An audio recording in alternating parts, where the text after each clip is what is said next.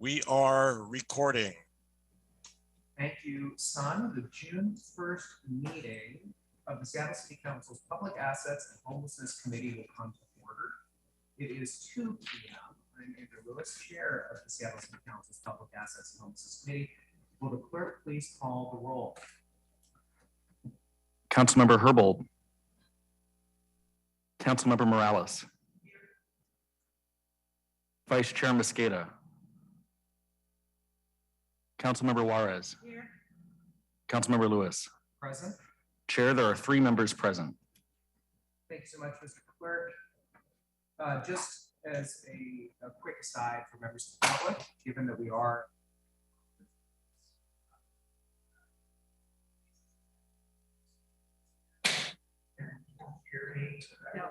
No. Little bit more, please. Can you hear more? Yeah. This. No, it's not enough.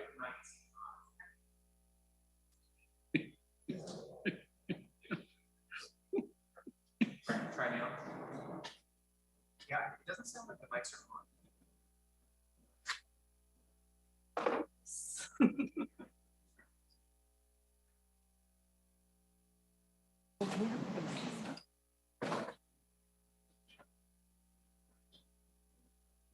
How does it? I don't see anything. I don't know how to turn these on. Is it this? Like this? Okay. Hey, there we go. Mics All are- right. Mics are loud and clear now. Thank you. There we go. Okay. There we go. All right. Approval of the agenda. If there is no objection, the agenda will be adopted. Hearing no objection, the agenda is adopted. Chair's report. So first off, welcome everybody back to Seattle City Hall for these in-person hybrid meetings. It's really good to see everybody in the gallery, and it's good to be back up here on the council dais. I do want the record to reflect that Councilmember Herbold has now joined us at the dais. Today, we are going to be hearing in the agenda that we just approved an update from the Low Income Housing Institute, who will be giving a briefing and presentation on some of their programming.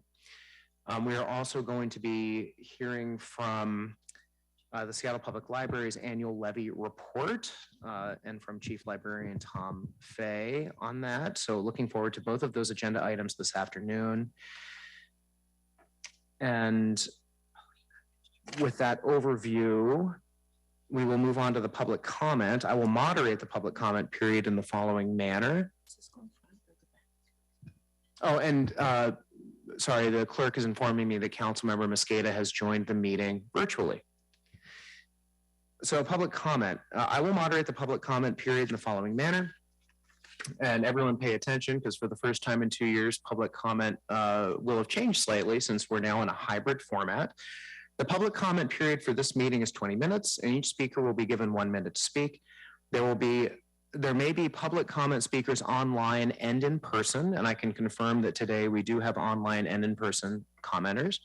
I will begin by calling on the first 5 people who signed up in remotely, and then the first 5 people who are present in the chamber.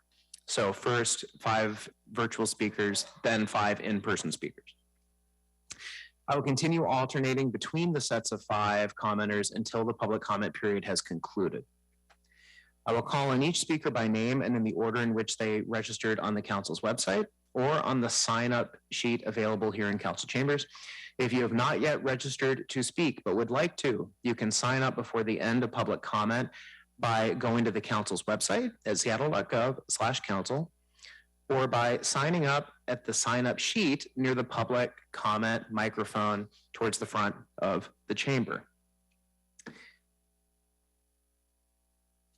Once I call a speaker's name, staff will unmute the appropriate microphone, and an automatic prompt of "you have been unmuted" will be the speaker's cue that it is their turn to speak, and then the speaker must press *6 to begin speaking. That is for remote commenters. Please begin speaking by stating your name and the item you are addressing. As a reminder, public comment should relate to an item on today's agenda or within the committee's purview. Speakers will hear a chime when 10 seconds are left of the allotted time. Once you hear the chime, we ask that you begin to wrap up your public comment. If speakers do not end their comments at the end of the allotted time provided, the speaker's microphone will be muted to allow us to call on the next speaker. Once you have completed your public comment, we ask that you please disconnect from the line, and if you plan to continue following this meeting, please do so via Seattle channel or the listening options listed on the agenda. The public comment period is now open, and we will begin with the first speaker on the list. Please remember to press *6 after you hear the prompt of "You have been unmuted."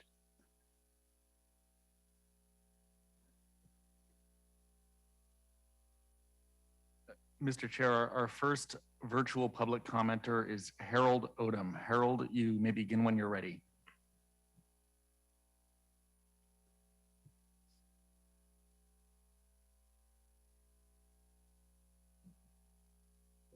Harold, you may need to press *6 to unmute. No, I'm just surprised I'm the first one. When I turned my head, did you hear my name? Anyway, thank you very much for allowing me to speak. And my public comment is on LIHI. Not that LIHI is a bad agency. LIHI is a big agency. They need to do better, knowing how they treat people, but slow down on how they're building. They're expanding way too fast and not expanding staff and training. We have people in all the villages who've suffered trauma and continue to suffer trauma. There's no mental health or behavioral health except at 1 or 2 tiny house villages. I've said it before, they can be a Hooverville if we do not watch them. 5 agencies use 47% of all homeless dollars spent. Why is that? Break these agencies down or let them go away for a little bit and let's start building the smaller agencies up. They are all small, these 5 agencies. And then. Thank you, Harold. Mr. Chair, we have 5 more virtual public commenters, but none are present. So I'm going to switch to the in-person public comment now. Our first in-public commenter is Alex Zimmerman, to be followed by Tracy Williams.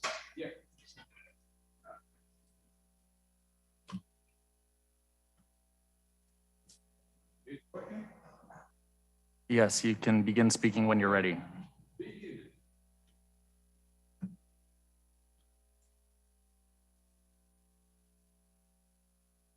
LIHI, dem Nazi mob bandita. Yeah, my name is Alex Zimmerman, president of state. Mr. Zimmerman. I want to speak about housing. This very interesting situation. You guys are best of the best, what is I know in America. For last few years, prices double for rent.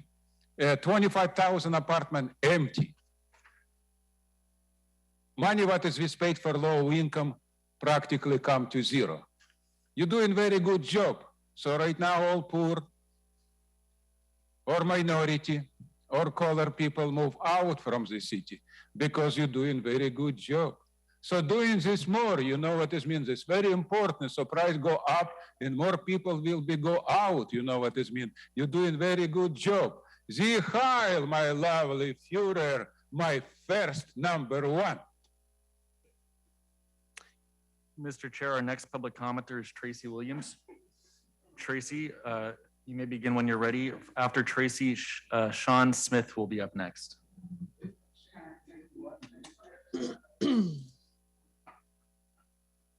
Hi, I'm Tracy. I just want to let you know that LIHI has helped me for the past 2 years. I stayed in a tiny house for 6 months and now I'm in permanent housing. And I'm also a village organizer. I live at the George Fleming Place. It's a very good program because 2 months into me staying at the tiny house, I was able to get employment. And I want to say LIHI is a good program and the program does work. And we do have case managers and mental health counselors to help the residents. And we do push the residents to get help and get jobs and go to the doctors and stuff like that, because I had the opportunity to do that, and LIHI is a good program. So as I'm standing here, I want to say, me being a village organizer, I let the residents know that I get it. I walked in their shoes, you know, and I'm no better than them. I've been homeless, and I just want to let everyone know that we should not judge a homeless person, and LIHI has helped a lot of people get back on their feet, and I'm one of those people. Thank you, Tracy. Sean, you are our next public commenter, to be followed by Steve Rubstello. Thank you. Good afternoon, City Council. My name is Sean Smith. I'm a resident in Nicholasville, North Lake Village. We're here to remind you that there is more than one solution to the homeless epidemic that is now permeating the country. One cookie cutter solution does not fit every person. There is no one path to homelessness. There is no one path out of homelessness. We urge you, when allocating resources, to look at grassroots organizations such as ourselves in order for funding in the future or allocation of public lands.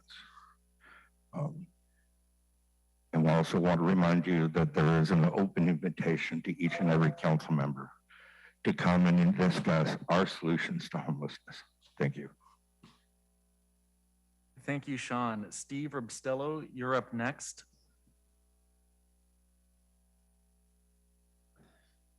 It's very appropriate that you put the libraries with LIHI and other homeless, because the downtown library has been a service center for many, many, many years for people who are experiencing homelessness.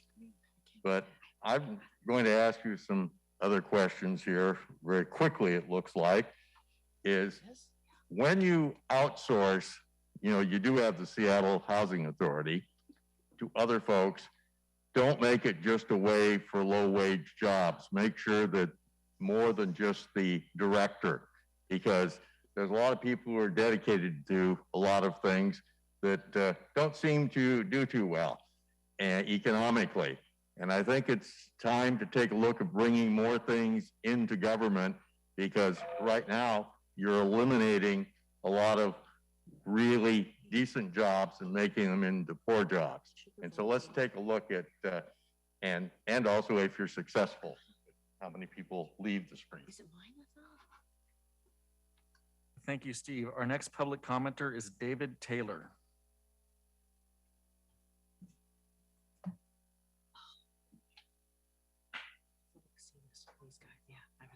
Okay, thank you. Tell me when I'm ready. Whenever you're ready, David. Good afternoon anyways. You ready? Yes, please begin when you're ready. Hi, I'm David Taylor.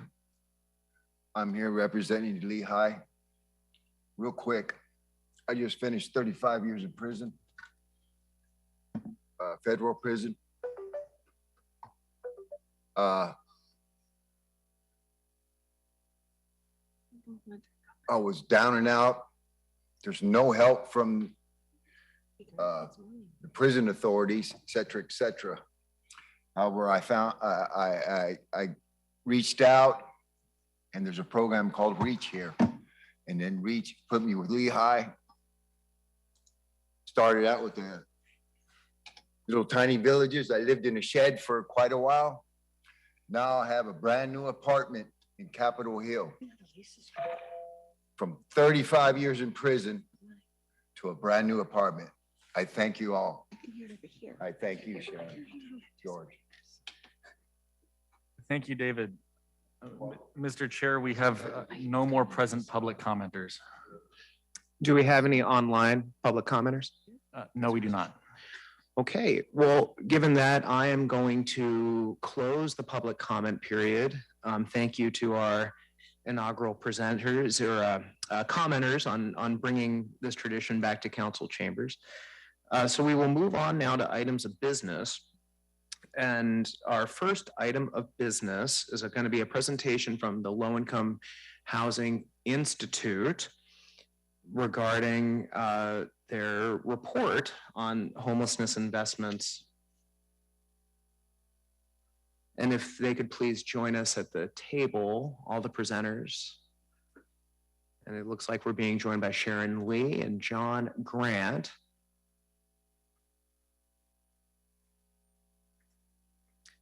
So this is great. I think the last time my committee met, our presenters were also LIHI. that last in-person committee meeting 2 years ago.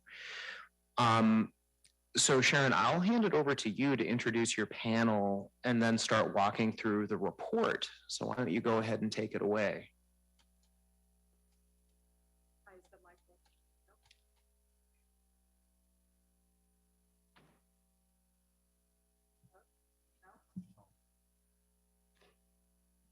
Okay, I think it's on now. Yeah. Thank you. Thank you, Councilmember Lewis. Thank you. And I want to introduce John Grant, who's the Chief Strategy Officer for LIHI. And we appreciate this opportunity to make a presentation. A lot has happened this past year, and we want to share with you some of the outcomes. Next slide. So we just want to refresh your memory as to what we do as a nonprofit. And we have over 3,000 units of affordable housing, including permanent supportive housing, transitional housing, and workforce housing, senior housing, family housing. And then we have 2 urban rest stops. We did have one in the U District, but that had to shut down because the church we were renting from sold their building. And we also, in terms of a relatively new line of business, we have 17 tiny house villages. And the tiny house villages include 1 in Skyway, 1 in Bellingham, 3 in Tacoma, 1 in Olympia, and then 11 in Seattle. But it has become a national motto.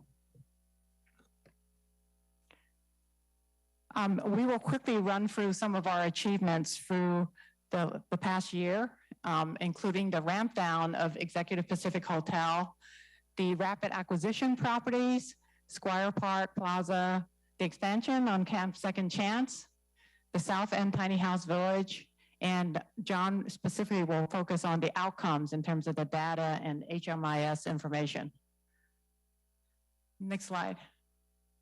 So Executive Pacific Hotel, this was during the height of the pandemic, and this hotel, as you remember, many of you voted, were here voting on the budget.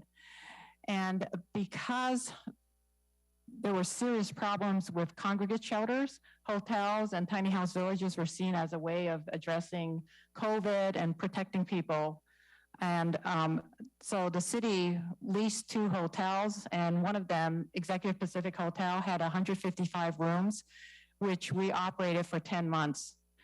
And I think what was significant was that we were able to work with the HOPE team and prior NAV team and house people who were outside on public right-of-ways in parks.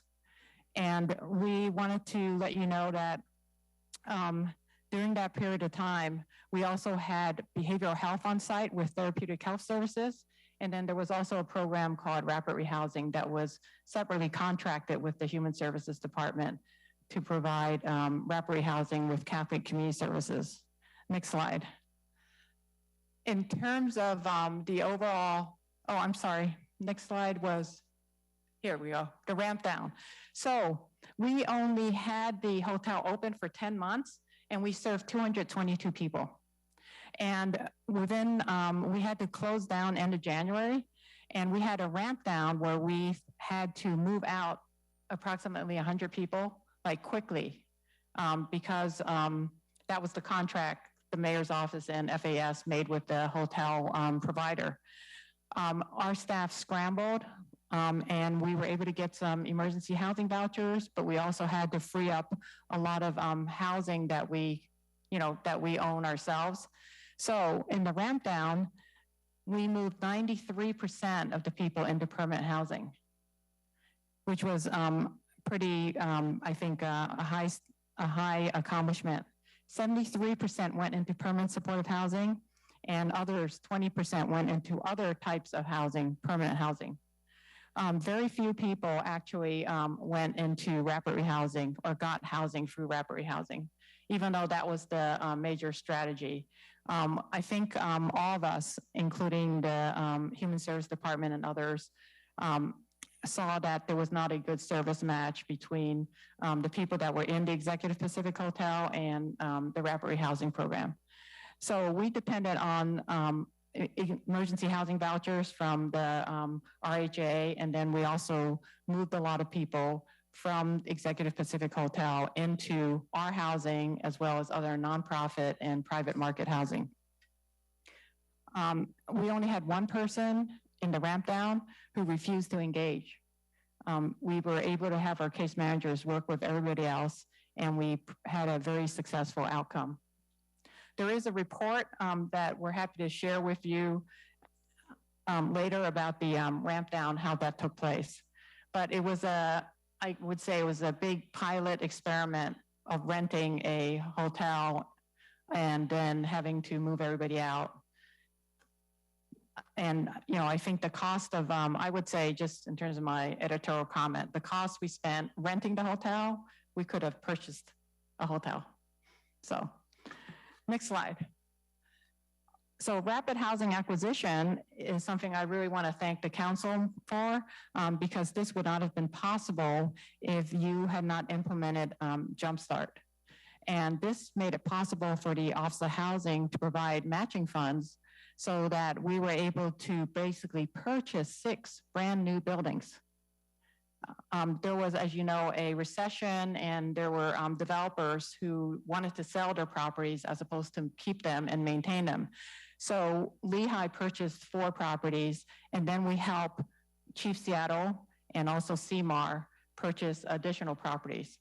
So the buildings are located in Beacon Hill, Capitol Hill, and also Fremont Wallingford location.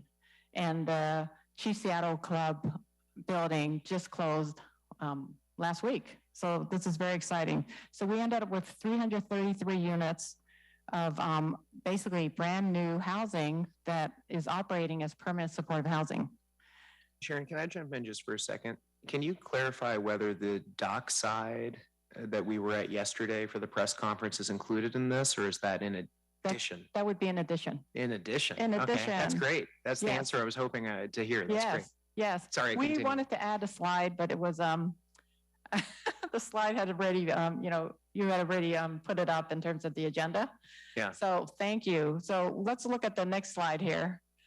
The next slide you will see are the 6 that we purchased, and then dockside will be the next one, and dockside will include 70 units. So what you see here is Harvard Law Office, the photograph. The previous picture was the Clay Apartments. And this is a sort of a national innovative model. Most communities are purchasing like older hotels and trying to repurpose them. But then it's, you know, it's expensive and hotels have their own issues. But this, we're basically buying brand new studio apartments. And we're able to then modify them. Like some of the rooms are now case management offices. Some of them are live-in staff, management staff. So this is a great strategy that we want to share with other people nationally. And Councilmember Lewis was there yesterday when we basically showcased the dockside apartments at Green Lake. And that is a mixed model. That will have 70 units of permanent supportive housing and 22 units of workforce housing. And it's right facing Green Lake. And Councilmember Strauss was also there. So we invite you to come and tour dockside. We're very pleased about this. So Sharon, I think Councilmember Herbold has a question. I do, thank you. As it relates to the buildings that you mentioned that were rapid acquisition buildings purchased with funds provided by Office of Housing through Jumpstart, were they all new buildings or were some of them occupied with residents? And if so, I'm wondering how you handled that transition. I know a lot of times these buildings, when they're occupied, have a lot of deferred maintenance, and there's also the question of income eligibility changes with new populations of tenants. Thanks. So these were all brand new buildings that were in the process of getting their certificate of occupancy, or in some cases, you know, they had their certificate of occupancy. So we did not have any existing residents, and they all met code, and they're all energy efficient, brand new buildings. Okay, just new buildings that the folks who had purchased them decided they did not want to operate because of the downturn. Yeah, I think what happened is that with the pandemic, the projected rents, they were hoping to get market rate rents were sort of slipping, which meant that as investors, they would have to put in more equity. And also interest rates were sort of, going up a little bit. And so they would rather make a sale. And of course, we inspected the buildings. We did look at 2 buildings in West Seattle. Thank you. Yeah, we would actually like to do more rapid acquisition buildings in West Seattle. Come talk to me. Yeah. Thanks. So these are the buildings you can see, and then dockside, there's another round that the state is making available. The applications are going to be due this summer, and so there's another round of rapid acquisition. So to the extent that I think we can free up additional jumpstart money, then you can leverage the state money as well. And there's also another round of housing trust fund money available. Next slide. So the other thing we did that was not rapid acquisition, but Councilmember Hurlbut, this is exactly an example where we actually worked to purchase this existing building that's fully occupied, that was at risk of being gentrified and the residents displaced. It's Squire Park Plaza. It's 1700 South Jackson. And in this case, the owner had put it on the market for national investors to purchase. And so we got a bridge loan from a foundation and a nonprofit, and we preserved 60 units. And majority of the households, families with children, as well as singles, are people of color. Majority are African American households. So this building, we were able to get our state legislators to award us $3 million in the state budget. And we're hoping that the Office of Housing will then help us, and then we'll also get some private financing.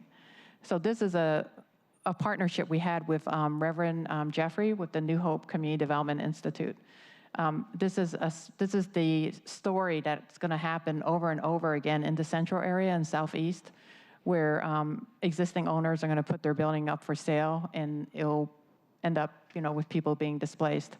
So we would love to have more of a resource to preserve existing housing.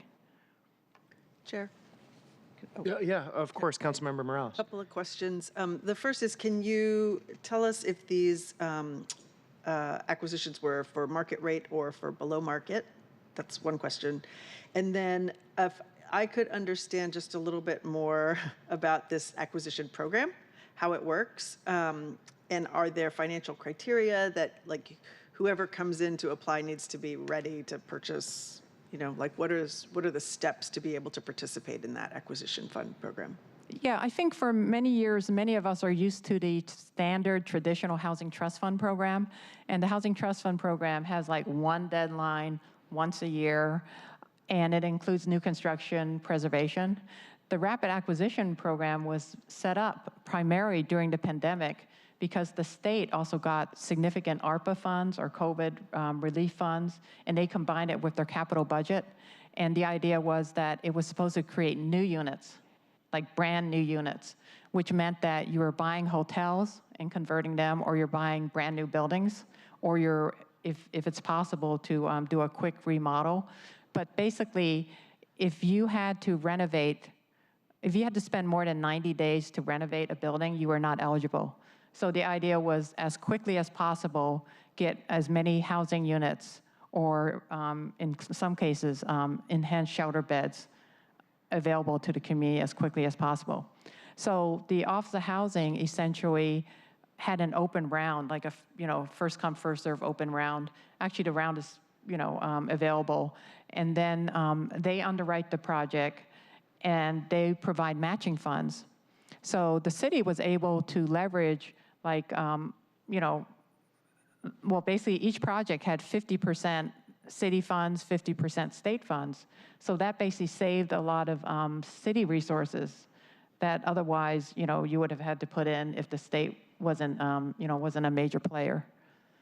So it was very cost-effective for the city to participate in this program. And this year, Senator Frock and Theringer, Representative Theringer, the capital budget has the largest amount for rapid acquisition. Okay, great. And then were you able to purchase them below market, or did you have to pay the market rate for them? Both. We purchased it below market, and they were all subject to an appraisal. And then we had to make sure that they met inspection standards. Yeah. Okay. Yeah. Thank you.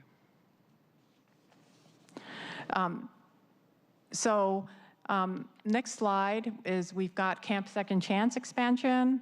And we want to thank Councilmember Herbold because this was in the budget. And amazingly, we now have sewer connection.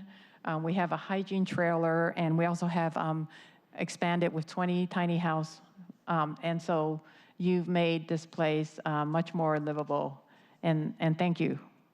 So please come out and visit. We'll have a opening expansion celebration sometime pretty soon. Next slide. Hey, sorry, Sharon, Councilmember Herbold has a question. Yes. Thank you. I understand that the new units that are going to be available at Camp Second Chance might be something that we should look at for pairing with some of the actions being put forth by the executive as it relates to a particular location where the city is going to be enforcing the 72-hour parking ordinance. And so I just want to flag, I understand that RV residents have separate barriers and challenges to accepting opportunities like those offered at Camp Second Chance or Enhanced Shelter. But I am interested in trying to do that sort of pairing. The city has given a date where they are going to begin enforcement. And so I just would like to work with you, the HOPE team at HSD and the Regional Housing Authority to begin those conversations as soon as possible. And I took a group of folks out there last Monday. And one of the things that we talked about, a lot of people, there's been sort of Reach already did sort of a census of folks living there and talked about the options of moving to a tiny house village. And as you would expect, the concern about leaving their vehicle behind is one that came up, although a great number of them at this location are inoperable. But I'm wondering if we could talk about perhaps providing an opportunity for some of the residents there to visit Camp Second Chance. Much like if you or I were to rent a place or buy a place, we'd visit it first. So just want to put that out there as maybe something that we could together facilitate to try to make what will be a very, very difficult transition for the folks residing in that location who've resided there for almost 5 years, many of them, to try to make that a little bit smoother. Yes, we would very much like to work with you on that. We know that many people living in RVs, actually a large majority of them said they would be interested in tiny houses. And we are happy to show them the village, show them the facilities and the tiny houses, and work with the HOPE team. Thank you. Thank you.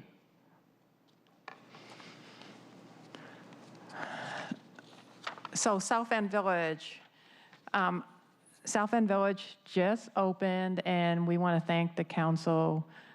And thank you, Councilmember Morales and Councilmember Lewis. You toured the facility, and it is now open. We have 21 people living there, and our service providers include the Refugee Women's Alliance and other organizations that are referring, and we're also working with the HOPE team.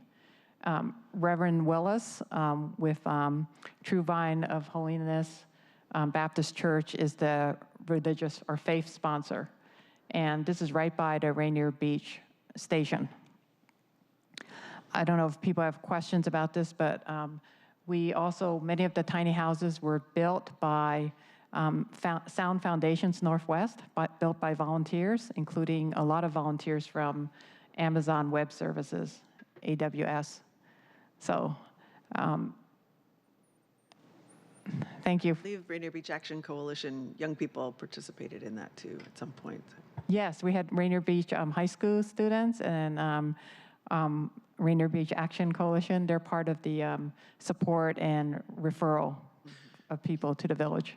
Can I ask Sharon, in regards to referrals to this village, because one of the important things, I mean, Councilmember Morales could speak to this too, when we were organizing to try to get this village going, was that it could be a new resource for people experiencing homelessness in the south end of Seattle to have a place to go. And there was some coverage that early referrals were coming primarily from north end encampment locations. And I wonder if, it sounds like there's still a lot of capacity. You said there's 21 folks there now, so there's a lot more space. What's the focus going to be going forward, do you know? Well, our focus was the south end, the Rainier Beach community, and that's essentially what we're holding to. Initially, when we had it vacant for a while because we did not have the funding, so we want to thank you for your support. Yeah, and what happened was that Woodland Park, the city, the mayor's office asked us to help on Woodland Park, and so they asked us for 30 spaces in tiny houses, and we said no, we would, the priority is South End in terms of South End Village. So, but we did open up 5 tiny houses, 5 out of the 40, and then we moved the other 25 people from Woodland Park to other tiny house villages. But I think increasingly this is going to be a problem as, we just don't have enough space for people. And enhanced shelters are a good place for people to be until we can get them moved into permanent housing. So we are hoping that there would be more support from the council and the mayor's office for more villages. That might be a good segue to the next few slides. Can I follow up on that before we move on, of course, Chair, please? Councilmember Morales. Sorry, I can't tell if this mic works or Yeah, not. I'm used to looking for raised hand emojis. Yeah. So regarding this issue, as we've been working, my office has been working with folks in the Mount Baker neighborhood for over 2 years now. And, we know that there are folks who are living up in Cheesty, in the Cheesty Green Space. There are a lot of folks up on North Rainier, where there is also at least a half dozen different development projects going in. And so I do think that the hope had been that at least some of those new units that are available in the Rainier Beach area would be available to them. And, we've been working with Reach and LEAD trying to get some connection there with folks. But I wonder if you can talk a little bit about whether there is capacity to help with the outreach and maybe help some of those folks move into more stable situations. Did you want to? Yeah. Thank you, Councilmember. So some good news on that front is that we have also been coordinating with REACH, and we have had a number of referrals from the Cheesty encampment. So folks are starting to come in and be processed and get a tiny house. A lot of the other referrals have been coming from our community-based partners like Ethiopian Community of Seattle, African Community and Housing Development, Muslim Housing Services. So it's been a mix, but largely the vast majority of folks are coming from the Rainier Beach and South End area. Okay, thank you. I think we can proceed, Chair. Okay. Okay. So go ahead, Yeah. John. Next slide. Thank you, council members. Today I'm going to be going over the performance of our Tiny House Village program and talking about kind of how things have been going, what are the metrics we use to evaluate them, and all that good stuff. Next frame. Just a real quick overview. We have now 11 tiny house villages throughout the Seattle. You can kind of see the geographic dispersion. It is pretty equitable in terms of where the villages are located. We now have a total of 466 tiny houses, and that includes the new South End Village with 40 houses, the 20-house expansion at Camp Second Chance, as well as the expansion at Inner Bay up to 76 units there. Next slide. John, can we go back to that slide for just a sure. moment? So, the council in our 2021 budget did the Inner Bay Village expansion up to 76, and then we've done a similar expansion this year for Camp Second Chance.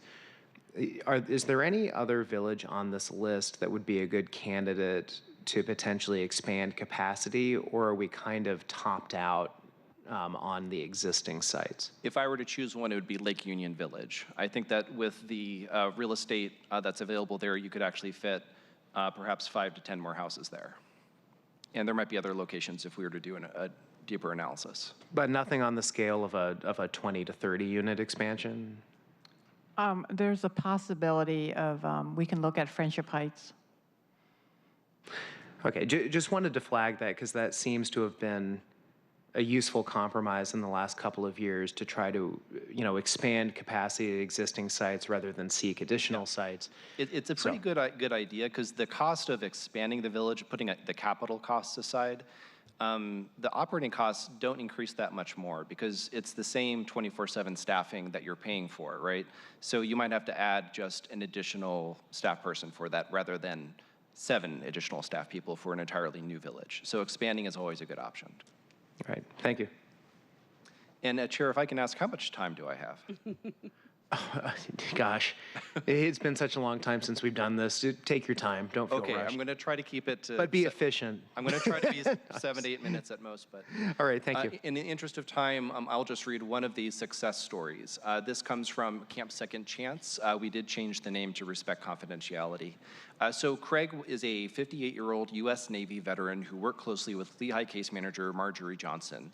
Marjorie went straight to work to get Craig housing and set him up with supportive services for veterans and families, where he was screened and approved for services. Right after getting approved for VASH and a housing voucher, Craig got the job of a lifetime. He started working at the Polyclinic in January 22, and by March, he was living in a Burien apartment building for seniors. Craig told Marjorie, "It's so hard to put into words how I feel. I have a home and a job, and you assisted me with both." And when he asked how his first night sleeping in his own room went, he said, "Wonderful," and expressed his gratitude for all of LIHI's help. So there are so many stories like this, and this just is one person's journey. So this is a program that really does transform and change people's lives. Next slide, please. Now, 2021, we were at the height of the pandemic, and we really wanted to emphasize the importance of tiny houses as a non-congregate shelter model. It was extraordinarily successful. We only had 14 cases of COVID throughout all of our tiny houses for the 745 people served in 2021. To put that into perspective, system-wide across all emergency shelters, King County Public Health reported about 748 confirmed cases and 8 deaths. We had 0 deaths from COVID in our shelter program. So during the pandemic, this was a crucial resource to keep homeless folks healthy and safe. Next slide, please.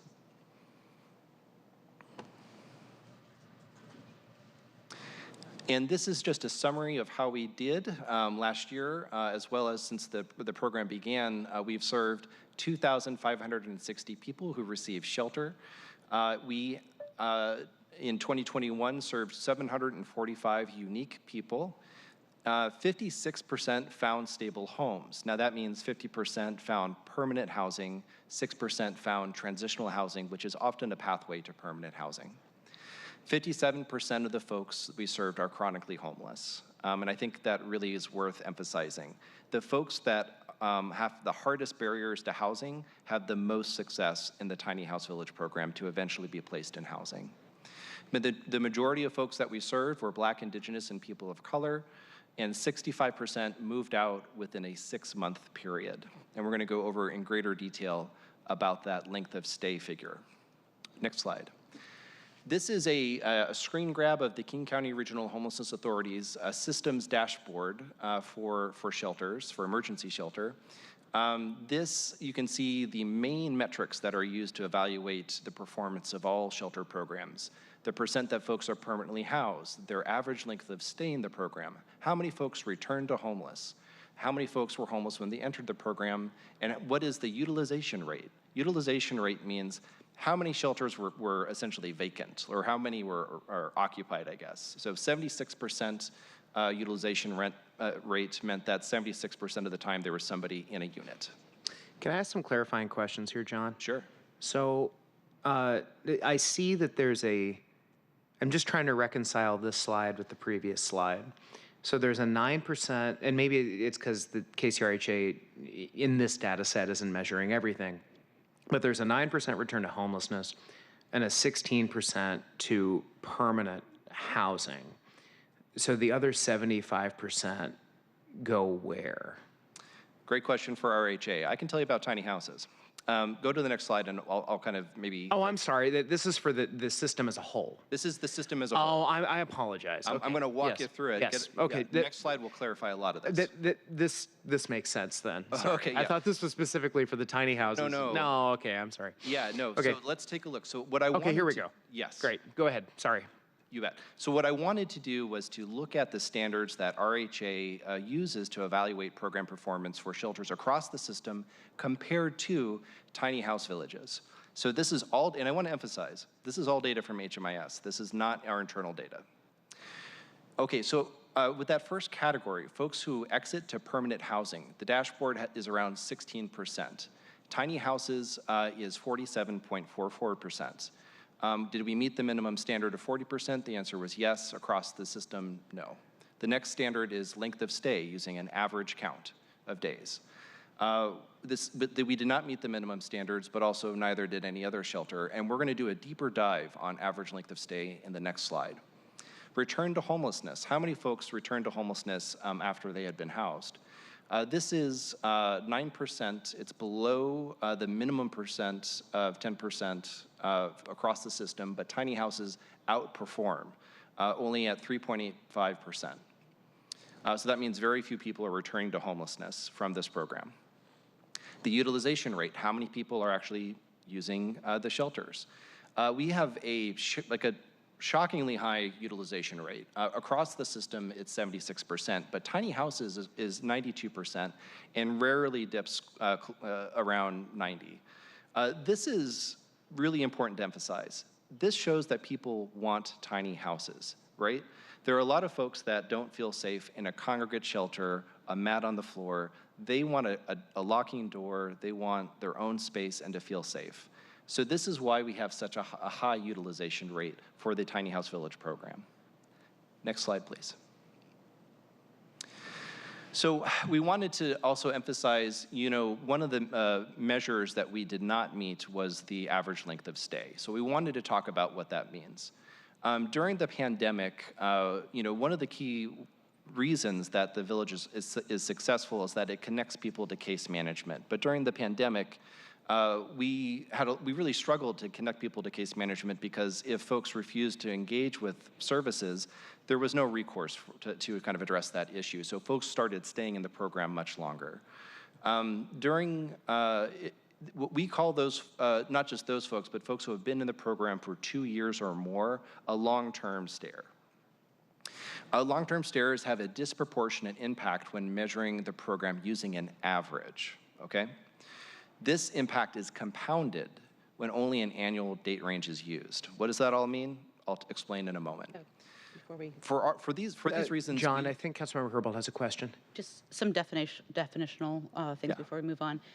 What is a long-term stayer? What is how are you defining that? That is kind of our internal lingo for somebody who has been enrolled into a tiny house village program and has stayed there for over 2 years. Okay.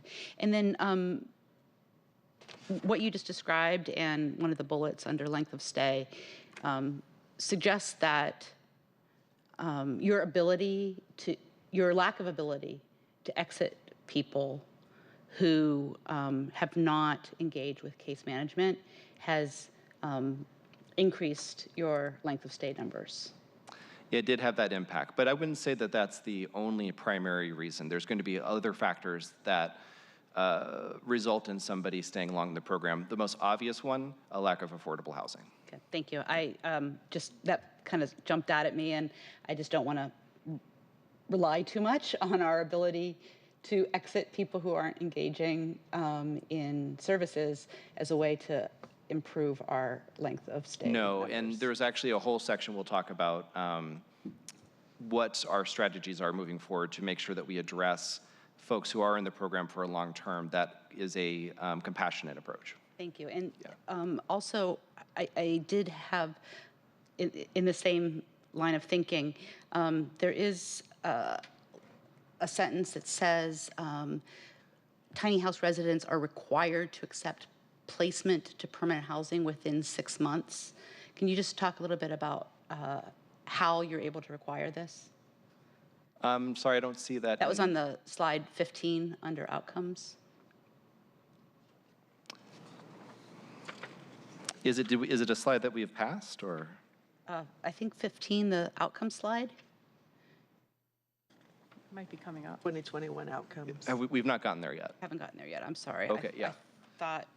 Why don't we go to the next slide and we'll work our way My through bad. it. And Councilmember, if I don't get to answer your question, please remind me.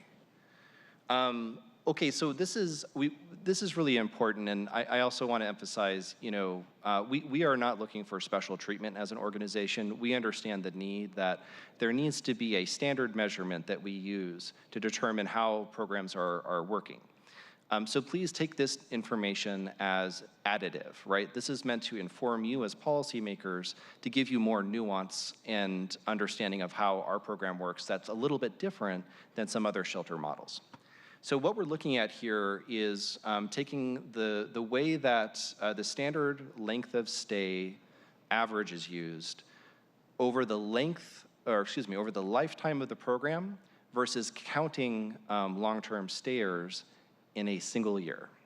So what does that mean? Well, in 2015 is when the program started. So obviously we're not going to have anybody who's a long-term stayer. And as time goes on, right, you're going to see more people who enter the program and are staying a longer period of time.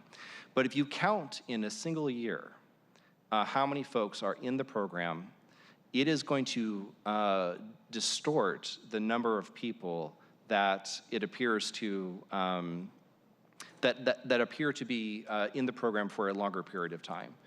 So the orange line that you're looking at is using an annual count and an annual average. And using the exact same data, if you start from 2015 over the lifetime of the program, you can see that the average length of stay actually drops. So that means you're going from 2015 to 2016, 2015 to 2017, and so on and so forth. This will make a little more sense in the next slide, I promise. Go to the next slide. So using a median number over the lifetime of the program, you're getting a full picture of how successful the program is working rather than just looking at a snapshot in a single year. Because people are not in the program just for 1 year, right? They might be in for multiple years. And when you look at that information, you see that 65% move out within 6 months. That there is a median, 114-day median stay, not average, but a median. And that if you use that calculation, that means that only 6% of the population are in the program for more than 2 years. So we're talking about 6%. And I think the reason that we look at these figures this way is that if you look at the average length of stay a couple slides back, you'll see that it's over 300 days as an average length of stay for somebody. And I think that is very kind of misleading in terms of how successful this program is at moving people through and getting them into housing. John, Council President Juarez has a question. Hey, John. Hi, it's good to see you guys, Sharon. This may just be more of a practical, and thank you for this PowerPoint because it really, I printed it out as well with the numbers, and now we have an understanding to compare what the King County Regional Housing Authority is doing, and then of course what LIHI is doing with the tiny houses and the success. So my question is, can you tell me a little bit more about the people, the 6%? Who are those people more than 2 years who don't want to leave tiny housing, and what are we doing about that? Next slide. Good. Well, you're just on fire today. Actually, go to the slide after this one, and we'll come back to it. Okay. In 2021 and 2022, we deployed what we called our long-term stayer housing strategy. And to answer your question, Councilmember Juarez, you can see in the chart it's been successful.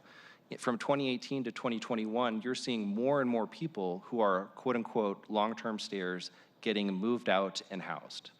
How did we do this? We did it a couple of ways. One of them is the most obvious example, is that we got more housing into the system. And we used our rapid acquisition strategy that we discussed previously, where we bought 6 properties and almost overnight, converted them to permanent supportive housing, we prioritized people who were in tiny houses, who were long-term stayers, and as of today, 41 or 33% of the folks who had been long-term stayers got housed in a very short period of time doing that. Additionally, last year, the council made a $600,000 investment to expand behavioral health services. Not all the villages had behavioral health services, and so we have partnered with Therapeutic Health Services to provide substance abuse counseling, mental health counseling, and to expand that to our other villages that is currently in process. And let's see here. And then I think getting to your question, Councilmember Herbold, about how are people staying in the program and how are goals set? We do have a 6-month stay goal, and I want to be really clear about this. That doesn't mean that if you're in the program for 6 months, you're out or exited immediately. That's not at all how it works. This is just setting a goal and saying we want folks to try to set a housing plan for themselves that can get them out of the village and into housing within 6 months. If we can't find housing for you, we're not going to ask you to leave. So it's about really about managing expectations. If you tell somebody who's coming off the street that the tiny house is your forever home, well, one, I hope that's not the case. And two, we want to make sure that folks are, that we're setting expectations with folks that we want them to work with case managers, address whatever barriers they're facing, and get them into permanent housing as a long-term goal. I just want to say that if you look at the first bullet, we had 121 long-term stayers, and we now have 41, which is a significant decrease. So 41 long-term stayers, and we're serving, 700 some people a year.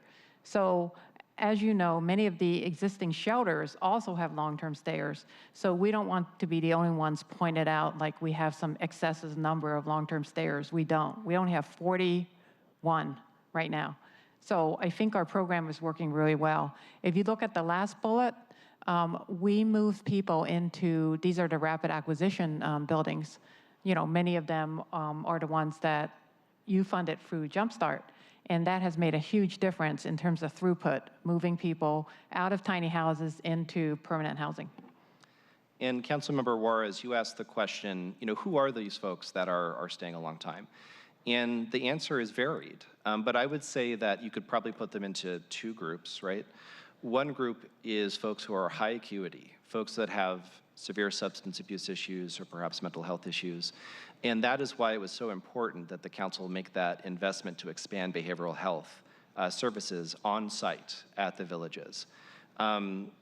Those folks at some point might get approved for a permanent supportive housing unit, which there are very few of, but there are more coming online as time goes on. The second group, I'm sorry, Councilmember. No, go ahead. I have a follow-up question when you're done. Okay.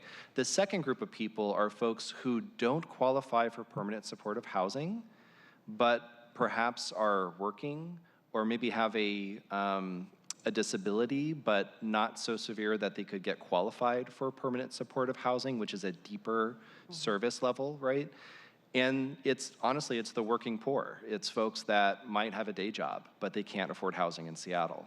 And they don't qualify for those deeper subsidized units through permanent supportive housing. So they're kind of in this in-between zone. And the answer there, of course, is we need more affordable housing. Okay, so my question wasn't to point out that tiny houses don't work. Wasn't the point of my question.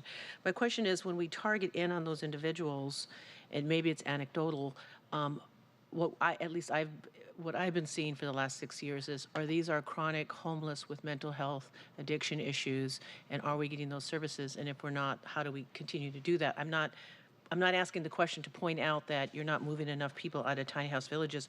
I'm just more concerned about the really limited, vulnerable population. And if that's just a small amount of what you have, I can imagine what we still have with people living unhoused right now on the street.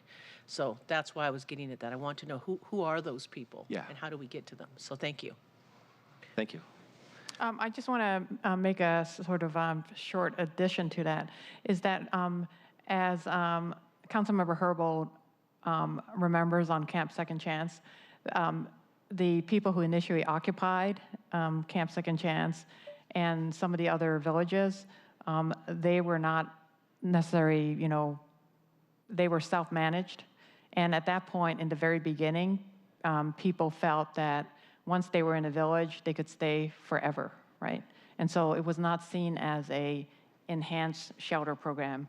It was seen as, we're homeless, we're protesting, we're gonna take the land, we're gonna occupy it, we're gonna stay as long as we want. And so, there was a sense that, people would like to stay and transition on their own time frame, which we think, is a low barrier approach. And so what we try to do at this point is incentivize people and make sure that the case management staff have lots of housing resources to offer people. I'm almost done.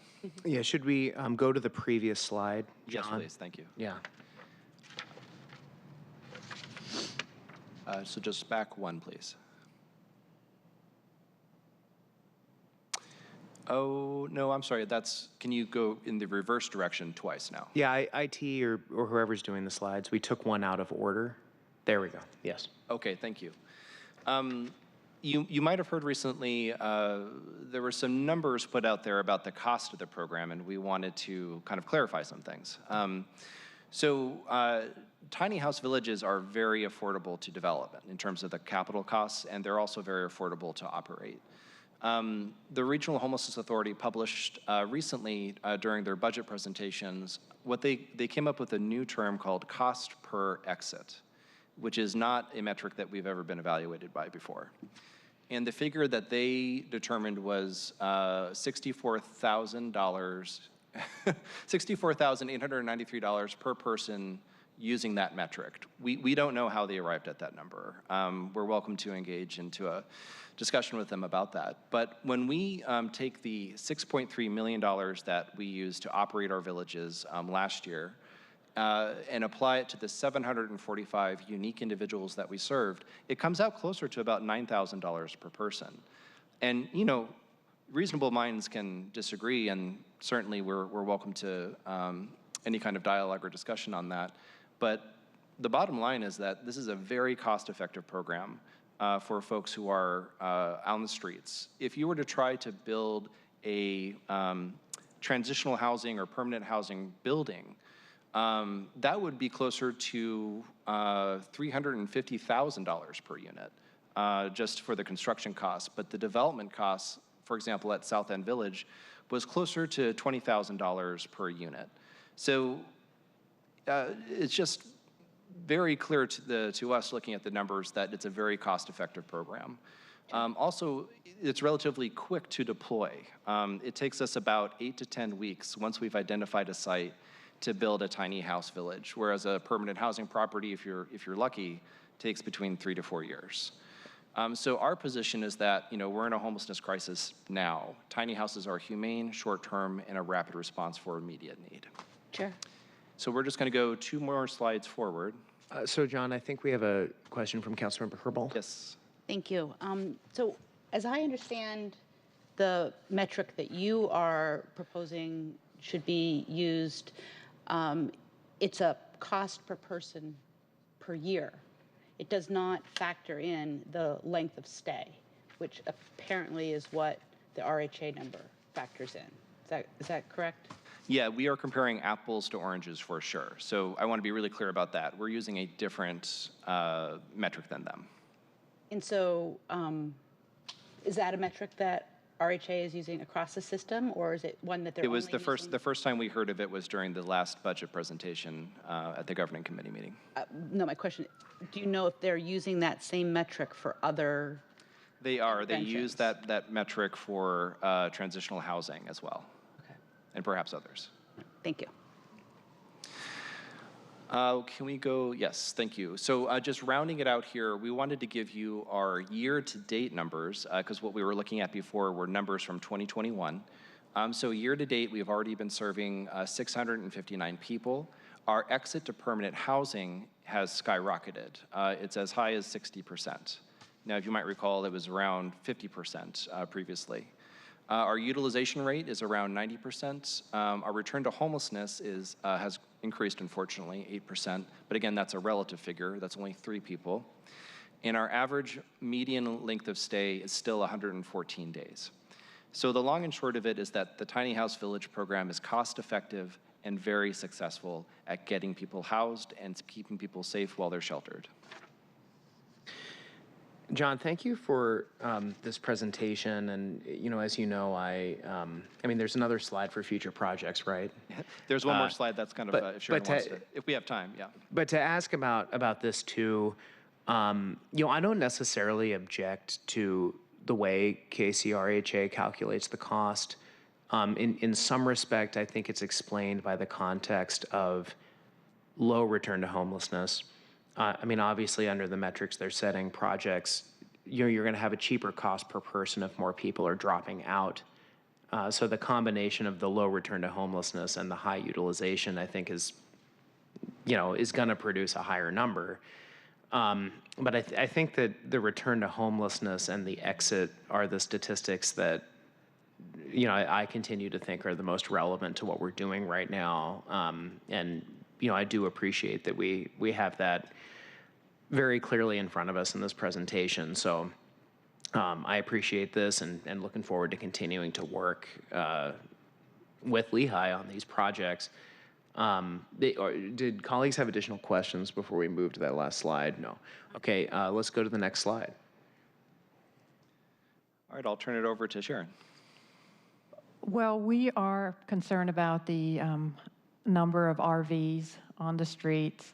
And so we did apply to RHA to stand up a RV safe lot. And we will be informed, I think, pretty soon whether we were selected to do that. But there is a question of how many months that contract will be if we get that contract. And of course, it's hard to, unless we have a city-owned piece of property or county-owned piece of property, it's hard to go rent a place like a private lot and not be able to do, like, you know, rent it for a year or, you know, multi-year or something like that. But if the council or, you know, the executive have ideas for, you know, publicly owned property, that would be ideal. Otherwise, we will have to, you know, just hunt around with, you know, private owners. And then we would be interested in doing new tiny house villages. And we have Sound Foundations Northwest. We have lots of volunteers. We have school students, technical colleges, businesses, church groups building tiny houses for us. And so the cost of a tiny house in terms of material is still $4,200. And then we have volunteers. And the additional costs you've seen is like bringing in the water, sewer, electricity, and setting up the common kitchen and hygiene services. So we would be interested in working in partnership with the city to do more tiny house villages. And then the rapid acquisition, again, you've seen the success of that. And this year is another opportunity. So I think your budget actions in the supplemental budget, your budget actions for next year will have a big impact on to what extent we can get more people housed and safe and warm. So I think Seattle's a national leader in terms of innovation, and we want to thank you and hope you will come and visit some of our new buildings, come and visit Dockside, and come and visit some tiny house villages. Thank you, Sharon. I think we have a couple more questions here. Councilmember Mosqueda is first in the queue. Remind everyone this is a hybrid meeting, and we Councilmember Mosqueda is present here on the Zoom. So Councilmember Mosqueda, please. Thank you, Mr. Chair. Please do interrupt me if the technology needs to catch up. I wanted to say thank you to Sharon and the team at LIHI. I'm really excited that you're here to celebrate all that you've accomplished. I'm sorry I wasn't able to be there yesterday with you in Green Lake to celebrate the new building, but that's a wonderful example of the hard work, the tenacity of LIHI to identify locations and really move forward with braiding funding and underscoring the urgency of purchasing buildings and or moving forward on opportunities when they exist. So congratulations to you. A few notes, Mr. Chair, if I might, just because of the last slide and leading up to next steps. I want to thank you, LIHI, for applying for the RV Safe Lot. I know Councilmember Herbold and I and the whole council that supported the RV Safe Lot investments in 2020 and 2021 is excited to finally see the RV Safe Lots moving forward. Obviously, $1.5 million should have been out the door earlier, but we're thankful that you and RHA and others may be moving forward very quickly on that. I know with half of the population experiencing homelessness currently living in vehicles, this is going to be an area of interest for me as well. So please keep us updated on how fast and how quickly you may get information back about the RV Safe Lots. And the storage, as Councilmember Herbold will remind folks, we put funding in for storage as well for people who ultimately can leave their RVs and go into housing. We want them to be able to have their RVs stored safely as well. I also wanted to just follow up on the question that was asked earlier, I believe by Councilmember Morales, and just underscore a few more points about the rapid acquisition funding. And I know this was on the last slide as well. Just to remind folks about how cutting edge Seattle is on rapid acquisition on a number of other areas in the American Rescue Plan Act, otherwise known as the Seattle Rescue Plan. We put about $28 million of the city's American Rescue Plan Act dollars towards the first tranche of rapid acquisition. And folks may have heard me talk about this before, but thanks to the really great stewardship of those dollars at the Office of Housing, we have now seen 5,400 units be able to be in the pipeline through rapid acquisition. That's about 7 buildings that have come off of the private market and into public and nonprofit hands to open up new affordable units. 4,000 of those units will come online this year. And I'm so thankful that part of those funds go to LIHI and the community that you serve. This is a really important opportunity for us to identify federal dollars and some state dollars that have been freed up, thanks in large part to the leadership of Representative Macri, who in the budget negotiations made sure to remind folks that even though we were celebrating how much money we had appropriated from ARPA through rapid acquisition, there was just not enough. So with state dollars, with federal ARPA dollars, we've been able to take apartment buildings off of the market that are turnkey ready and turn them into affordable units now, and make sure that we are creating a pipeline, affordable units, permanent supportive housing, and if they're able to be used as a short-term shelter option, that's something that we're interested as well. And then lastly, on Jumpstart, progressive payroll tax, thanks to Sharon's call out and support of the Jumpstart payroll tax.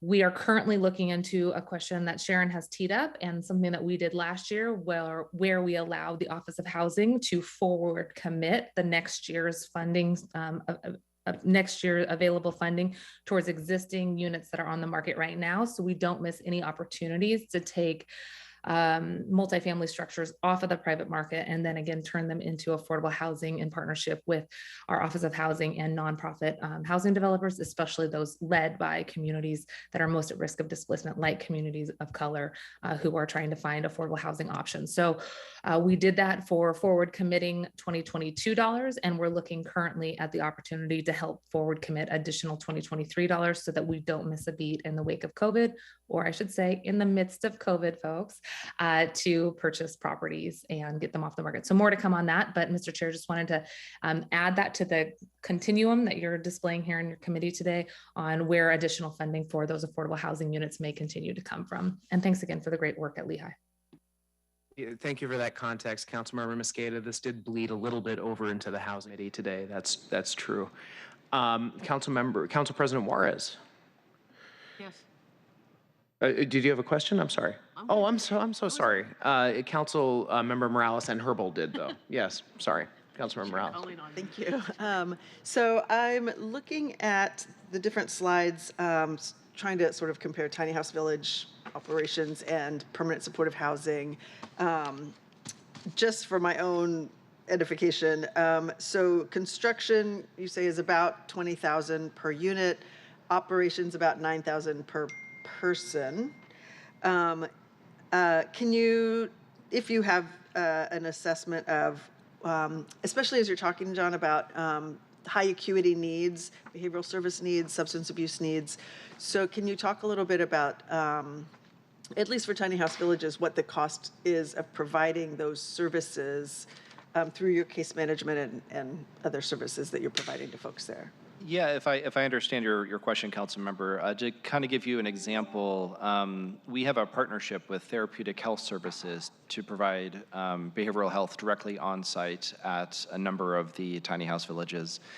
It costs about $100,000 for all the costs for one FTE for behavioral health specialists. So if you're going to have, so for example, the council allocated $600,000, so that could potentially get 6 FTEs for behavioral health for staffing. So that's the approximate cost. I mean, there might be other costs that you could tack onto that. For example, that does not include like financial assistance, like if we had to pay for the client's deposit to move them in. So there might be other expenses kind of adjacent to behavioral health. But just in terms of staffing for a licensed professional, it's about $100,000 per staff member. And then is that, presumably is there one at each tiny house village or? That is our goal is to get one at each. We currently do not, but one of the things that the council did last year was to dramatically expand it by making that $600,000 investment. So now there's going to be, I believe, I don't have it in front of me, but I can get that information to you. But the majority of the villages now will have behavioral health. Okay, thank you. Councilmember Herbold? Thank you.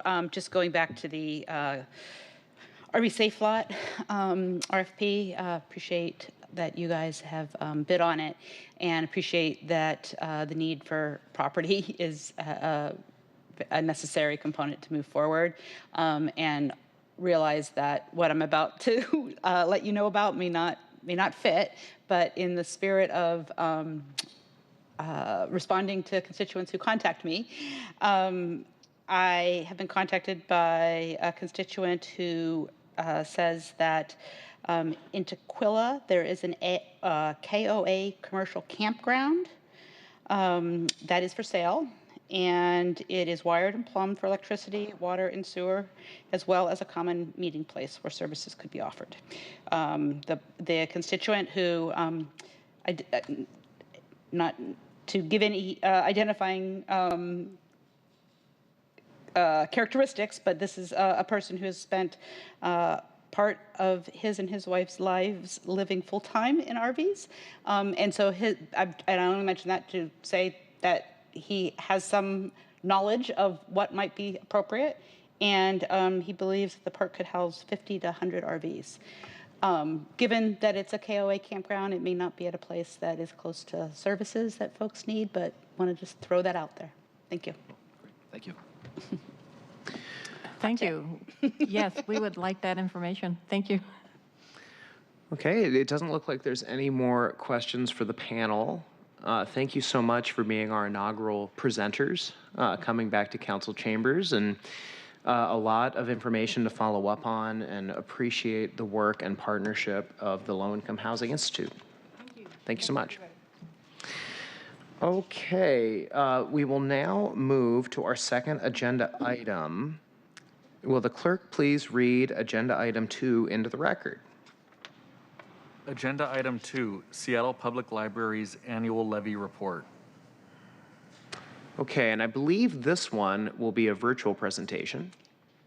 And we have Chief Librarian Tom Fay joining us with a panel. So Tom, I think I'll hand it over to you to introduce the panel and start the presentation. Great, thank you, Committee Chair Lewis. I have with me today Carmen Dixon, who is a president of the Library Board of Trustees, and Jan Osherwitz, who is our levy administrator. And I will actually kick it over to Carmen to start us off. Good afternoon, council members. I'm just going to have a few words to say before Tom and Jan give the full levy presentation. I just wanted to thank you for inviting us to present today. And as you, I think, are all aware, the 2019 library levy provides funding that's critical for the delivery of needed library services. And the Library Board of Trustees remains committed to the effective oversight of the levy's taxpayer resources and meeting its obligations. And as you may remember, the levy ordinance requires the Seattle Public Library to prepare a report on the levy for the mayor the council and the public by April 15th of each year. And so the 2021 report was submitted to the mayor and city council in April, and it's been posted on the library's website at spl.org. And so just to give you a little preview, today's presentation actually focuses on year 2 of our 7-year library levy and our 2nd year operating in a pandemic environment, which, as you know, has been profoundly affected the lives of our patrons and how we deliver library services. And though the pandemic has impacted our timeline for safely meeting those levy deliverables that we've promised the public, we're working towards full implementation to best serve the public. So I want to thank Councilmember Lewis and the entire City Council for providing the budget to support sustainable library services for the people of Seattle by adding COVID relief funds in 2021, and then also restoring the general fund resources in the 2022 budget. And I do want to stress, however, that we can't meet the library levy obligations that we've committed to going forward without sustained general fund support from the city. So any potential general fund reductions will impact our ability to deliver against those levy promises. We do appreciate the partnership between the Seattle Public Library, the mayor, and the city council that serves the public through this levy. We know everyone loves the library. We do look forward to future discussions about the levy and its impact. And I know Tom and Jan have a lot of really good details on how 2021 went. So I will turn it back over to you, Tom. Thank you. Great, thank you, Carmen. And Jan will be running the slides for me today. And I'd like to thank her because a lot of the work that you see here is hers, as she's our our levy administrator, deals with the day-to-day aspects of the levy expenditures, but also is a strategic thought partner in how we work through all of the challenges that we face. As you're well aware, the 2021 was a persistent pandemic challenge, but it was also a year that we were able to open every single library back to the public again. In this particular year, we started with a $5.8 million general fund reduction.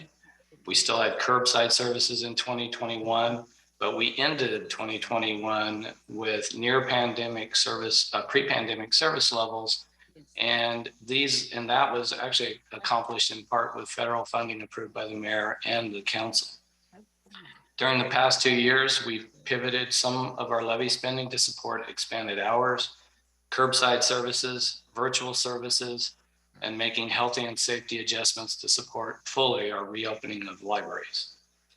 The 2019 levy was preceded by the 2012 levy. This levy was precipitated by a really prolonged recession from 2008 to 2012. And that really resulted in most of the 27 libraries being closed 2 days a week, reduced book budget or materials budget, very aging technology infrastructure, and the entire library system was closed every year for an entire week due to those reduced budgets. So in 2019, voters approved a new levy to replace the expiring 2012 levy. These funds maintained current service levels provided by the 2012 levy, but the 2019 levy added programs and services based on changing expectations of our patrons. Next, please, Jan. When we surveyed the public in 2018, they told us they wanted a few things. 10,000, they wanted more hours, excuse me. They wanted more access, especially in neighborhoods that had less access to resources. The levy promises 10,000 additional hours each year system-wide. Additional hours, however, are predicated on 2019 general fund resources. They wanted more access to materials online. And the levy promises more digital materials and continuation of our Peak I never can say this, Peak Picks program, which is where the material is not holdable. And when you walk into a branch, you may find the bestseller sitting there on the shelves. People love it. Also, our very popular hotspot loan program, which was initially funded in 2015 through the foundation, and then cable franchise fees was then moved over to the levy. The levy also supports replacing public computers, upgrading infrastructure, and replacing our integrated library system, the system that checks out all your material and helps provide the public catalog that you see. As part of its levy review, Council added additional funding to support children's programming focused on ages 0 to 5, specifically early learning programs such as Play and Learn. The levy also pays for enhanced levels of routine and preventative maintenance. It also funds library's major maintenance program, including seismic upgrades to 3 branches. The Green Lake branch will be starting the work and remodel on that will start later this year. The levy accounted for 27% of the library's total spending in 2021 and funds 35% of the library's 2022 budget. Next, please. January 1st, 2020, we had the very exciting piece. Our first action of the levy was to stop charging fines for late materials. And with this, we were able to clear all the old late fees, and this restored borrowing privileges to 51,000 Seattle residents. Also at the beginning of 2020, we had started fulfilling our promise of 10,000 additional hours by opening all the branches 1 hour earlier on Sunday. The plan was to expand further in June of 2020, but as you all know, March 2020 saw us closing every library. In 2021, we spent $5.5 million on digital materials and $3.4 million on print and other materials. And in 2012, digital materials only accounted for 10% of our total circulation. In April of 2022, it was more than 50%. And nearly twice as many people are now checking out digital materials on a monthly basis than physical materials. However, we expect a continued rebound in physical circulation as more people come back to our physical locations. But we do know that the pandemic accelerated the adoption of digital materials. Our Peak Picks program remains very popular among our patrons, and more than 1 in 4 patrons check out a Peak Pick in 2021. Next slide, please. We began reintroducing services in late March 2020 with online registration for library cards, a new system that made that almost an instant process. We reopened restroom access at 7 locations in April of 2020. We provided digital access to all SPS students in May of 2020, and we expanded hotspot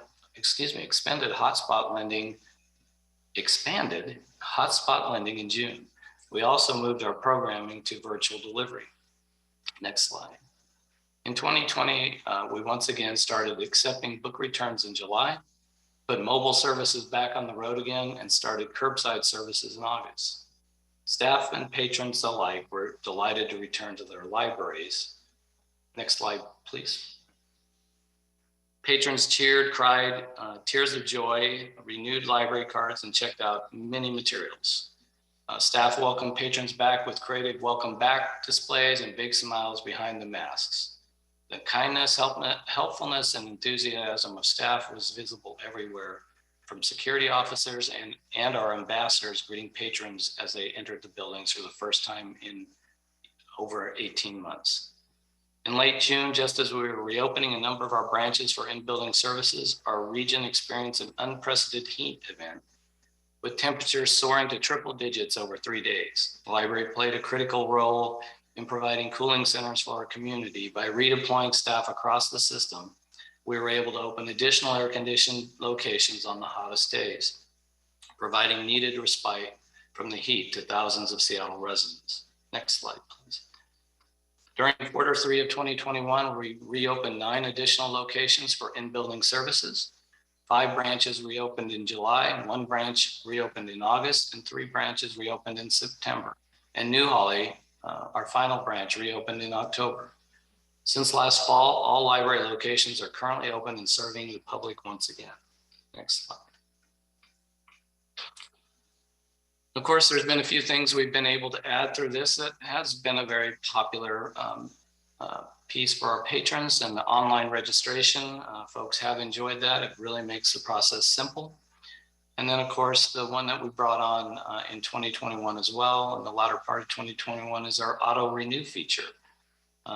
We have no fines, so there's no stress. If the book's not on hold for somebody, it automatically renews so that you're not worried about it. Next, please. As mentioned earlier, we surveyed the public in 2018 to help shape our 2019 levy. In 2021, we conducted another survey to better inform us of the public's interest after the pandemic. Although this survey was focused on our preferences, we also asked the same questions about how people felt about the library. As we knew from the comments we had received prior to the survey, many patrons were grateful for the services the library was able to provide while our buildings were closed. When asked how they felt about the importance of libraries, survey respondents responded as favorably or more favorably than they did in 2018. Next, please. While there was strong support for things like Monday closures, weekend hours, willingness to trade open hours for 24-hour access to physical materials, such as our pickup lockers, there were important differences by branch, which largely reflected how different communities use their libraries. For example, in the southeast part of the city, people were far less likely to support fewer hours for 24-hour access. In other words, they wanted their libraries open. Patrons who frequent branches in the southeast tend to prioritize internet access and welcoming spaces relatively more than patrons who frequent branches in other parts of the city. Next, please. As I said earlier, both 2020 and 2021 saw incredible increases in the use of digital material.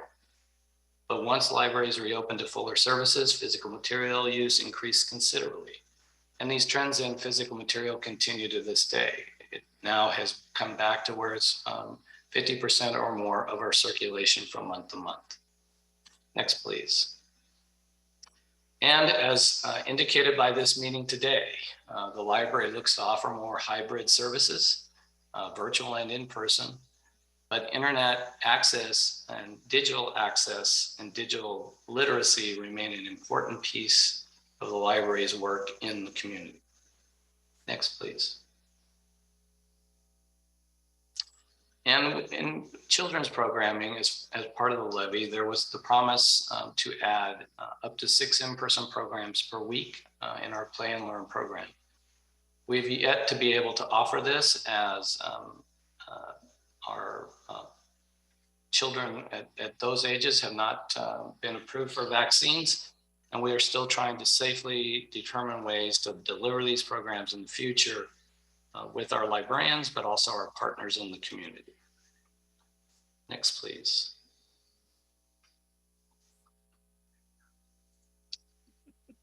During an exceptionally busy year, the facility maintenance team at the library worked tirelessly to get Central Library and the 26 branches open. The janitorial and custodial team spent countless hours deep cleaning the Central Library and the 26 branches, scrubbing from end to end in many cases, and doing many emergency deep cleans when necessary if there were COVID cases. As you can see here in this slide, this shows some of the work that we are doing at our Green Lake branch. It's having an earthquake retrofit, and we're excited that this is going out to bid, and we hope to start construction on this later this fall. There'll be a lot of interior improvements as well. The capital maintenance, pardon me, the capital maintenance program in 2021 at $6.8 million from the 2019 levy and $3.6 million in carry forward authority for maintenance. However, 2021, once again being a challenging year, had supply chain issues, labor shortages, and a number of other pandemic related construction delays. So only about 2.1 million of those funds were spent. However, with the progress on Green Lake, those funds will be starting to be spent down as we move through 2022 and 2023, and as other projects are now able to advance. Next, please. In this slide, you'll note that most of the library's levy underspend was in maintenance and technology capital improvement. In both those areas, there are large multi-year projects with budget authority being front-loaded to allow the library to enter contracts when needed as it moves through construction planning or as it moves through technology roadmaps. As described earlier, the labor shortages, supply chain issues, and other related construction delays may also result in some underspend as we move forward, and has most certainly in the past. The savings on the operation side does go into the levy fund balance. Levy fund balance is used to address inflation. It exceeds 4%, which was our levy planning assumption. And of course, as everyone here knows, we are experiencing higher than 4% inflation at this time. The levy fund balance also covers unexpected costs and other levy investment areas. For example, the need for increased security at branches during the pandemic and since, and also any unexpected damage or equipment failure that may occur. Next, please. And so here I've ended our presentation with a lot of quotes from patrons. We are very fortunate to have patrons who reach out to us, as you know, for some things that they think might not be working well, but they're also very encouraging and enthusiastic in their support for us, and send us very many kind messages that we do share with our staff when we receive them. I'll take any questions you might have. Tom, thank you so much for that presentation. Council colleagues, does anyone have a question? Council President Juarez. Thank you. I don't so much has a question, Mr. Chair, but I just want to thank Tom for stepping in after Marcellus left these last couple of years, for upping the hotspots, which was phenomenal. I know we had the federal money as well that made a really big difference. Eliminating the fines, updating the Wi-Fi and the technology aspect of libraries. And I'm really glad that you pointed out that library use is different in the South End than it is in the North End. We've certainly seen that. I think in my district, we have 3 libraries. So, and also for the social worker that we have in the downtown branch. So you, like Parks, really saved the day in the last 2 years during the pandemic. You guys came through. Your staff did things that normally they would not do when they went to go work for a library, and you guys did it, and we worked well with your union to get it done. So I just want to thank you for that. Thank you, Mr. Chair. Thank you. Any other questions from council members? Councilmember Morales. Thank you. I'm not sure where to look right now. Thank you, Tom. I do want to say thank you for the, I'm not sure where I'm looking, for the hotspots were really important, particularly in the South End. You know, we have really terrible internet connection in the South End. I'm not sure why. And so it was important, especially for our students, who eventually were able to get back into school, to have access to that. I think we all heard lots of stories about students sitting in grocery store parking lots so that they could do their homework. And so those hotspots were really important. I do want to ask you, you know, we all know that libraries do so much more for our communities than just provide books. People use them for school, for applying for jobs, you know, for community gathering, even as Council President Juarez alluded to, even as gathering spaces for during inclement weather. So I wonder if you can talk about what lessons you may have learned about, you know, God forbid another worse variant comes through or there's some other disaster, but what is the library doing to prepare so that the next time we have some big exogenous shock like this, it is easier to continue service, to continue to provide access to all the resources that the library offers to our community? Yes, I think the one major thing we learned, I think everyone learned, was that, you know, we weren't prepared for that work from home in a massive way, but then also supporting not only remote workers, but our remote patrons or users. And so one of the things that we've continued to build upon is hopefully build that capacity of having the ability to return to that moment if we have to. As we developed our reopening plan, at that point, that was my job before I took on this role, was getting everything reopened. And one of the ways we structured it was working obviously with our staff, our managers, and our union or labor partners in creating a reopening process that was modular. So as we went forward, we took steps in kind of a modular block forward so that if we had to move back, we could move back. So we were really thoughtful in the way that we approached reopening so that if we had to move back into any phase, we could do that. Realizing that, you know, we would have to move technology back or we'd have to move furniture and all of those things, but we already knew what was going to be happening. And we also knew that we could do it in bite-sized chunks that we could actually sustain and support if we had to move back in that process of moving forward. So we've learned a lot. I think the one thing that we're still both learning and developing is going to be how we develop the hybrid model further so that we can support patrons in the way that's most comfortable, most efficient or effective for them, but yet also still have those in-person sessions for those things that are really important to have that one-on-one time that sometimes can't be experienced in these formats.